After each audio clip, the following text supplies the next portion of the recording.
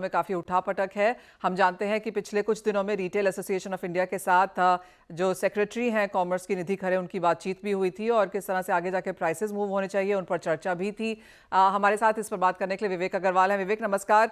लगातार दालें अभी भी यहाँ पर खबरों में हैं, मिनिस्ट्रीज अभी भी यहाँ पर बुला बुला के बातचीत करती हैं। जिस तरह के होलसेल के प्राइसेस हैं वो रिटेल में क्यों नहीं नजर आते हैं? होलसेल को भी ये ताकीद की गई है कि यहाँ पर प्राइसेस को पास ऑन किया जाए। कैसे देखते हैं आप ये सारी मूवमेंट और कॉन्वर्सेशंस? नमस्ते मनीषा जी। सरकार बहुत ज़्यादा संवेदनशील है दालों के प्राइसों के लिए। और अगर आप पिछले एक महीने का ट्रेंड देखें या 1.5 महीने का ट्रेंड देखें तो प्राइस काफ़ी नीचे आए हैं और आने वाले टाइम पे प्राइस नीचे ही आएंगे, जिसकी बहुत बड़ी वजह है कि जो तुअर का इंपोर्ट था वो अब बहुत तेजी से पोर्ट्स पे आने लगा है। मानसून हमारे बहुत अच्छे रहे हैं और सोइंग का परसेंटेज काफ़ी बढ़ा है, 10% से ज़्यादा सोइंग का परसेंटेज बढ़ा है। इसके अलावा जो येलो पीस का इंपोर्ट था वो भी बहुत बड़ी मात्रा में इंपोर्ट हुआ, जिसने तुअर की शॉर्टेज और चने की शॉर्टेज दोनों को कवर किया और इनफैक्ट एक्सेस इंपोर्ट हुआ है, जिससे प्राइस काफ़ी कंट्रोल्ड है। रही बात सरकार की मैं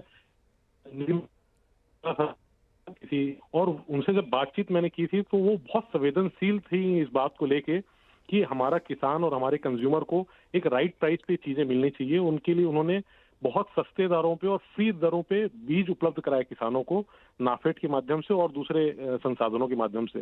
तो मनीषा जी, आप ये मान के चलिए कि आने वाले टाइम पे दालों के प्राइजेस निश्चित रूप से, अगर कोई प्राकृतिक आपदा नहीं आती है तो घटे ही रहेंगे। और सरकार का जो अप्रोच है वो डेफिनेटली ये रहेगा कि किसी भी हालत पे कंज्यूमर को वो प्राइस ज्यादा ना मिले।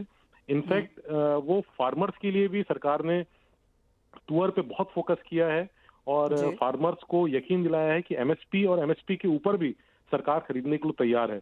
तो आने वाले टाइम्स पे मुझे पूरा यकीन है कि दालों का बाजार निश्चित रूप से थोड़ा सा स्लो रहेगा, मंदा रहेगा और कंज्यूमर निश्चित रूप से इसमें फायदे में रहेंगे।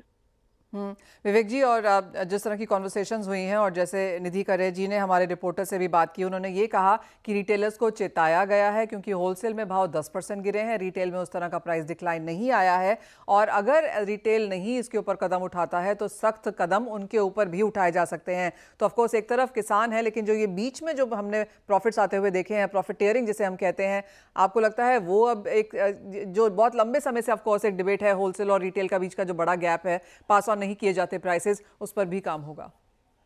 देखिए मनीषा जी, ये बहुत कठिन काम है क्योंकि रिटेलर्स की बहुत बड़ी चेन है और आप उनको एक साथ कंट्रोल नहीं कर सकते। आप उनको वार्न कर सकते हो, बता सकते हो, लेकिन रिटेलर्स बहुत बड़ी क्वांटिटी पे है और उसका सरकार सब पे नजर नहीं रख सकती। सरकार उनको जरूर बोल सकती है कि आप प्राइस को पास ऑन कीजिए, लेकिन मैं जितने सालों से इस व्यापार पे हूँ, ये बहुत मुश्किल है ये होना। इस पे सरकार को लगातार उनको सुझाव देने पड़ेंगे, उनको रिक्वेस्ट करनी पड़ेगी या फिर जैसे भी जिन शब्दों का इस्तेमाल करना चाहें।